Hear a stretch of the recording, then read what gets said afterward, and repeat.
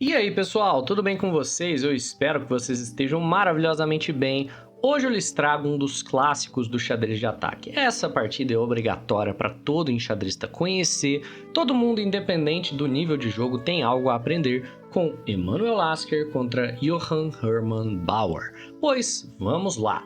Temos peão F4 por parte das brancas, essa daqui é a abertura Bird. O jogador de brancas acaba de jogar um lance ultra agressivo, ele coloca um peão na ala do rei e impede que o seu oponente expanda no mesmo lado do tabuleiro. O natural para as pretas aqui agora vai ser acabar expandindo na ala da dama, que é onde tem espaço. As pretas não vão jogar de maneira simétrica e também não podem jogar E5. Portanto, as brancas já estabelecem logo no primeiro lance um domínio sobre a ala do rei, pelo menos em questão de espaço, ao custo da segurança do rei. Quando você movimenta o peão de F, seu rei fica exposto por conta dessa diagonal, e hoje em dia existe uma ideia para as pretas que é gambitar o peão de E para expor o fato de que o seu rei está simplesmente aberto aqui, pelado, no centro do tabuleiro. Caso você aceite o gambito, o jogador de pretas tende a gambitar um segundo peão com D6, e agora ele já tem uma ameaça de checkmate, certo? Se você não ficar esperto, jogar um cavalo em C3, por exemplo, um lance aleatório aqui, ele pode jogar dama cheque, e na sequência você só tem um lance para bloquear o cheque, e ele, bem, pode só sacrificar a dama, certo? E tem um checkmate muito bonito, a dama toma, na sequência o bispo toma, e a posição aqui tá perdida para as brancas, para você ver que a movimentação do peão de F acaba sendo uma faca de dois gumes. É claro que não é isso que aconteceu, depois do F4, esse gambito, peão E5 aqui é o gambito front, ele é relativamente raro, certo? E o jogador de preta só jogou um peão D5, eu só queria demonstrar que a movimentação do peão de F é sempre uma faca de dois gumes porque acaba expondo o seu rei a potenciais ataques do adversário. Então é um lance bem agressivo. Você pega espaço, mas ao mesmo tempo você acaba deixando o seu rei um pouco inseguro, certo? Mas Lasker joga peão em E3, temos então cavalo em F6 por parte das negras e vamos lá. O jogador de pretas aqui vai ter que jogar para a ala do rei, porque ele não consegue romper esse centro. Ele não consegue jogar peão E5 sem perder um peão, e o jogador de brancas nunca vai permitir isso. Ele sempre vai desenvolver peças mirando essa casa para não deixar o jogador de negras abrir o centro. Então o que nós temos aqui são temas de posições fechadas, ou seja, o centro vai ficar fechado porque não vão haver trocas de peões e cada um vai jogar para onde tem espaço, que são as alas do tabuleiro. Brancas vão jogar para atacar na ala do rei, talvez jogando depois um G4, H4, G5, H5, expandindo aqui contra o rei das negras, e pretas vão jogar na ala da dama, jogando peão C5, posteriormente talvez jogando A6, B5, certo? C4, e vão tentar fazer algo acontecer onde elas têm espaço. E via de regra, nesse tipo de posição, você nunca mede força com o seu adversário onde ele tem mais espaço do que você. Então, os dois jogadores vão tentar atacar em alas opostas e esses são os melhores jogos do xadrez. Temos então o peão B3 por parte das brancas, a ideia você já sabe. Vamos desenvolver para manter essa casa segura, para que o adversário nunca consiga romper a posição. E as pretas jogam um lance muito curioso. Elas jogam peão E6. O jogador de preta já deixa muito clara para as brancas as intenções. A intenção dele é jogar bispo E7 e fazer o roque. Teria sido melhor para o jogador de negras não ter aceitado qualquer fraqueza posicional. E fica a dica para vocês. Nesse tipo de posição, por que é que você vai fechar o seu bispo por dentro da cadeia de peões se você tem tempo para jogar bispo em F5? Veja só como fica mais ativa. Bispo em F5 aqui para o jogador de pretas, depois do bispo B2 você joga o seu E6 sem qualquer problema posicional de longo prazo. Agora você não tem mais o seu bispo mau. Ele ainda é um bispo mau, mas pelo menos ele está ativo. Não, ao invés disso, o adversário joga peão em E6 e agora ele vai ter muita dificuldade de colocar essa peça para jogar. É o que acaba acontecendo em muitas estruturas de defesa francesa, que é inclusive a estrutura de peões que nós temos aqui para o jogador de pretas. Então, bispo em B2 por parte das brancas, bispo em E7 e agora teremos uma aula de Emanuel Lasker, que já entende os temas, já vê que o centro está fechado e já vê que o seu adversário está querendo fazer o roque. Ao invés de jogar um lance normal, que 99% dos jogadores jogariam aqui, que é o cavalo em F3, Lasker joga um lance estranho. Ele joga bispo em D3, mostrando seu sentido aguçado para os temas de ataque. Normalmente você não colocaria uma peça na frente dos seus peões, certo? Então esse bispo bloqueia o peão de D, acaba impedindo que você pegue mais espaço no centro do tabuleiro, na ala da dama, e é um lance estranho de maneira geral. Qual o propósito do lance? Ele entende que essa posição provavelmente vai ficar fechada por muito tempo, porque não tem nenhuma ruptura de peões que seja fácil das pretas jogarem. Por exemplo, nem o E5, nem o D4 as pretas conseguem jogar, porque o bispo acaba controlando essas casas. E se vier um C5, vem um cavalo em F. E beleza, estamos controlando novamente essas casas sem grandes problemas aqui para o jogador de brancas. Ao mesmo tempo, o jogador de brancas está ameaçando um ataque ao rei do oponente. Se ele fizer o roque, a posição é muito insegura. Brancas podem simplesmente jogar peão G4, depois peão H4 e a avalanche de peões com os dois bispos na cara do rei. Com a dama com facilidade de vir, a torre perfeitamente posicionada para atacar, isso daqui tá muito difícil para pretas jogarem. Um engine talvez consiga defender a posição, mas um ser humano vai ter muita dificuldade, tenha certeza disso. Então, começamos um joguinho de Kumadi. Esse bispo D3 é como se fosse um tiro de aviso. Ele tá dizendo aqui para as pretas, olha, se você fizer o roque, existem temas de ataque e temas de sacrifício, hein? Essa estrutura de peões pede um sacrifício de grego, e se você não sabe o que é o presente de grego, tem vídeo no canal sobre, hein? Viu o que eu fiz aí, né? Ao invés disso, o jogador de pretas começa então a desenvolver as peças da ala da dama. Ele não vai rocar até as brancas fazerem um roque. Por quê? Quando as brancas comprometerem o seu roque para a ala do rei, aí a avalanche de peões fica um pouquinho menos viável, porque no mínimo você acaba expondo o seu rei, certo? Então, pretas jogam peão em B6. É um lance que ao mesmo tempo prepara para jogar C5 e prepara para finquetar o bispo, certo? Temos cavalo em C3 agora por parte das brancas, não querendo ainda desenvolver o cavalo para F, para deixar livre a movimentação do peão de G, caso as pretas façam o roque, e bispo em B7 por parte das pretas. Curiosamente, existe um tema relativamente comum aqui, que é o tema da troca desse bispo na casa de A6, certo? Então isso daqui é relativamente comum. Você vai ver bispo em A6 jogado por alguns grandes mestres, em posições com estrutura de francesa. E o objetivo é trocar os bispos, uma vez que esse bispo das brancas, ele é o bispo bom das brancas. Ele não é atrapalhado pela existência da cadeia de peões, que está numa cor de oposta ao bispo. Então a cadeia de peões do central está em casas pretas, esse bispo de casas claras, ele tem mais mobilidade, portanto ele é importante para o ataque. E por que que o bispo em A6 aqui acaba não tendo sido jogado? Sinceramente, a ideia é que com o bispo B7, esse bispo eventualmente ganha vida se você conseguir jogar D4. Então a ideia para as pretas aqui vai ser jogar C5 e tentar romper o centro com o peão D4, é uma aposta. Você não troca esse bispo na ideia de que eventualmente ele vai ser uma peça ativa e forte. Eu gosto bastante do bispo A6 aqui para o jogador de pretas e eu acho que deixaria a posição levemente mais fácil de jogar. Provavelmente esse bispo A6, teríamos bispo toma bispo, seguido por um G4 imediato aqui do jogador de brancas. E o jogador de brancas apostaria que as pretas não teriam segurança ao rocar grande. Então ele está atacando os dois com o rei no centro mesmo. Isso daqui é o tipo de xadrez que você vê hoje em dia, certo? Na época tivemos o simples bispo em B7, legal. Ele quer jogar C5, D4, então o jogador de brancas vai controlar essas casas com o cavalo em F3, sempre resolvendo os problemas com desenvolvimento.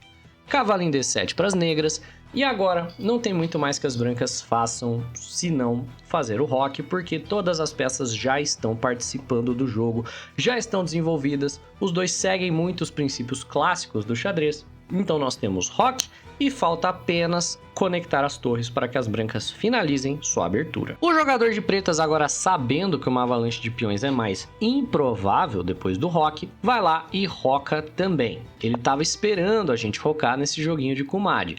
E as brancas agora vão mobilizar o seu ataque. Vamos lá, como é que você sabe para qual lado do tabuleiro você vai jogar, para qual lado do tabuleiro você vai atacar? Via de regra, você sempre ataca para onde você tem espaço. Literalmente espaço, casas para colocarem as suas peças. Veja só, o jogador de brancas tem muitas casas livres na ala do rei para trazer as peças que estão na ala da dama. Seja a torre, seja o cavalo, os bispos atacam bem de onde eles estão. Então ele vai mobilizar o seu ataque por ali. O jogador de pretas, ele terá mais espaço na ala da dama uma vez que ele joga C5, liberando essas 3 casas, para que ele possa, então, desenvolver o seu ataque na ala da dama. E a Cerceron já dizia, o mais interessante é que você traga todos os convidados para a festa, então, cavalo em E2. Esse cavalo não estava auxiliando no ataque ali na ala da dama, portanto, vamos passá-lo para a ala do rei, certo? Vem peão C5 por parte das pretas, cavalo em G3. Agora, nós estamos atacando efetivamente com 1, 2, 3, 4 peças e efetivamente o jogador de pretas está defendendo apenas com este cavalo, este bispo e esta torre. O restante das peças, que está do lado de cá, não participa ativamente da defesa porque o centro está fechado. A dama vem para C7, mas você vê que ela não controla nenhuma casa na frente do rei. Então, o jogador de brancas quer trocar algumas peças estrategicamente para que nós estejamos atacando com 3, digamos, e o nosso oponente esteja defendendo com 0. Começamos com o cavalo em E5. Primeiro que libera a casa para possivelmente trazer a torre, possivelmente trazer a dama, mas também provoca uma troca. Cavalo toma E5, bispo toma E5 com tempo na dama. Ok. Temos dama em C6, o adversário tem as suas ideias, então ele quer jogar essa ruptura e agora ele pode jogá-la porque vem com tempo na casa de G2. Ao invés de permitir, nós jogamos dama em E2, defendendo a casa do checkmate e, mais uma vez, controlando a ruptura temática que o nosso adversário gostaria de jogar para poder colocar as peças dele para jogar numa posição mais aberta. O jogador de pretas, então, começa a preparar sua ruptura. Ele joga A6.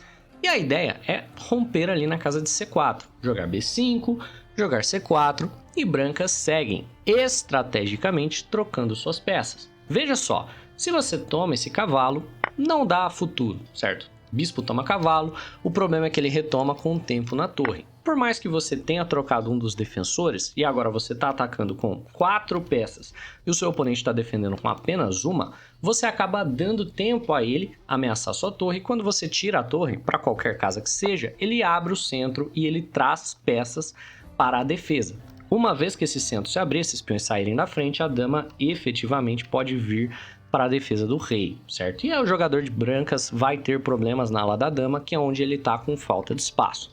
Ao invés disso, você gostaria de se livrar desse cavalo, mas com o seu cavalo de G3 que não está participando tão ativamente do ataque quanto os bispos. Então o jogador de brancas joga cavalo em H5. A lógica é, se a gente troca esse cavalo, vamos estar atacando com essas 4 peças, enquanto o adversário vai ter só esse bispinho na defesa. Temos cavalo também em H5 e esse é o momento do vídeo que eu gostaria que você pausasse e calculasse o ataque do jogador de brancas até o final. Como é que eu sei que eu cheguei no final? No momento que você acredita que você tem vantagem suficiente para vencer o jogo. Então, vamos lá. Pausou o vídeo? Teve tempo de calcular o ataque? Pois bem, se você disse que a resposta correta para o jogador de brancas é capturar esse cavalo com tempo no peão de H, eu sinto lhe informar, você encontrou a ideia errada. E agora você acaba de cair em um dos maiores erros dos jogadores amadores, que é calcular muito bem a sequência para nós, mas sempre calcular a defesa do adversário com algo que você mesmo não jogaria.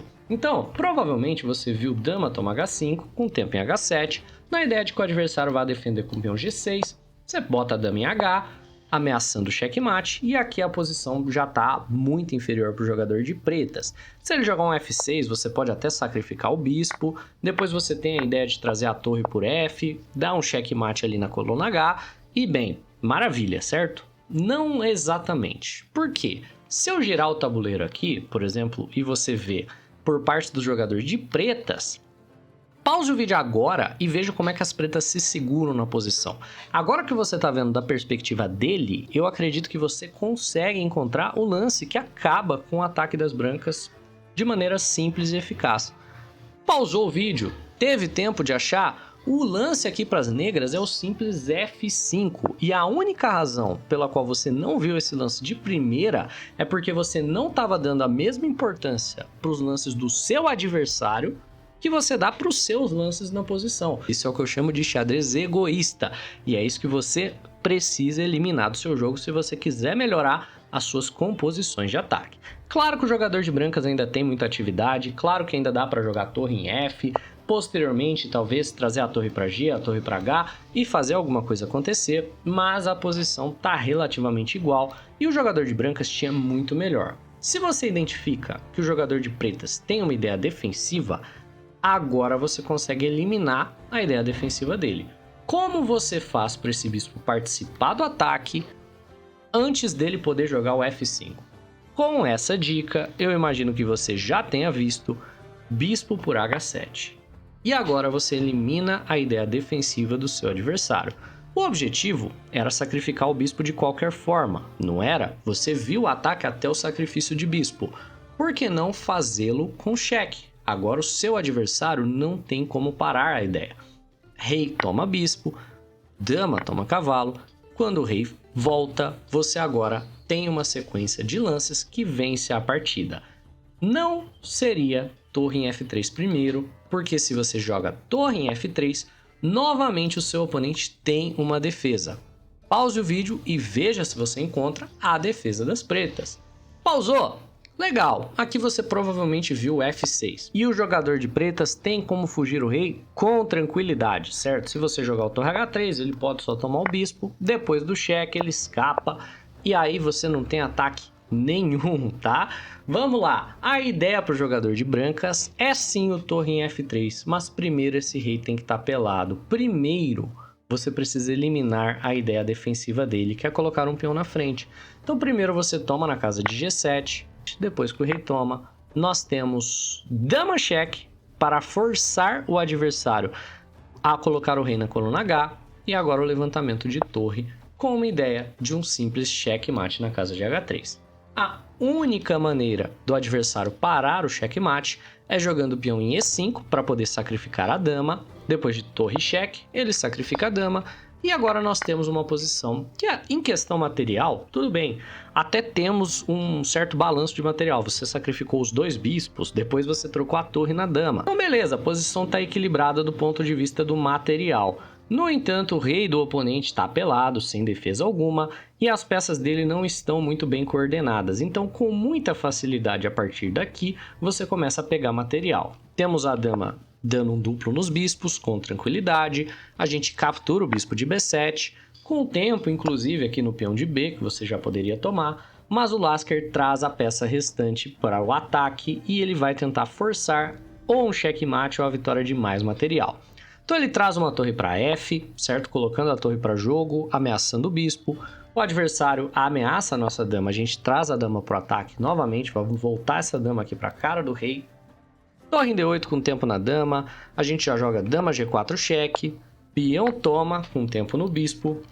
Se o bispo capturar aqui, certo? Ele deixa o rei dele um tanto quanto exposto. Então, depois de bispo toma, nós teríamos agora dama em E6, ó, pegando o bispo por conta da cravada. E aí a posição já fica injogável para as pretas. Então ele volta o bispo e de qualquer forma a gente joga peão em E6, nos aproveitando da cravada. Depois de torre B7, a gente joga dama G6, colocando mais pressão ainda no peão que está cravado por parte do adversário. Ele joga F6 e aqui Lasker, que era um jogador combinatório muito forte, já vê a vitória de material, vendo que essas duas torres estão sem defesa. Ele sacrifica a torre na ideia de que depois de dama cheque, ele pode dar um cheque na oitava, um cheque na sétima e pegar a torre que está solta lá no canto. E a partir daqui, a vitória é muito simples, o jogo ainda prosseguiu por mais alguns lances, mas essa é uma lindíssima combinação de ataque que nos ensina algumas coisas.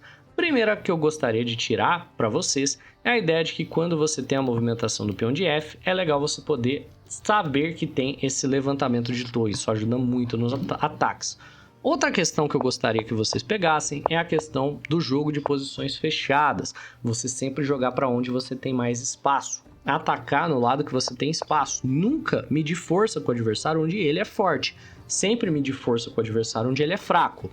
Trazer todas as peças para o ataque também é uma lição. Se você tem uma peça que está parada na ala da dama e você está atacando na ala do rei, traga ela, convide todo mundo para a festa. Se você tem mais peças atacando, você pode aproveitar disso para trocar os defensores. Então, conhecendo os temas, as ideias defensivas do seu adversário, você joga para impedi-las e vencer com lindos sacrifícios como Emanuel Lasker. Se esse vídeo foi instrutivo para você, eu peço que você, em troca, dispare o seu like, se inscreva no canal e se você quiser ter vídeos de xadrez posicional postados no seu feed com frequência, considere virar membro do canal, que tem muitos vídeos mais técnicos lá para você por apenas R$ 5. Um abraço e até a próxima.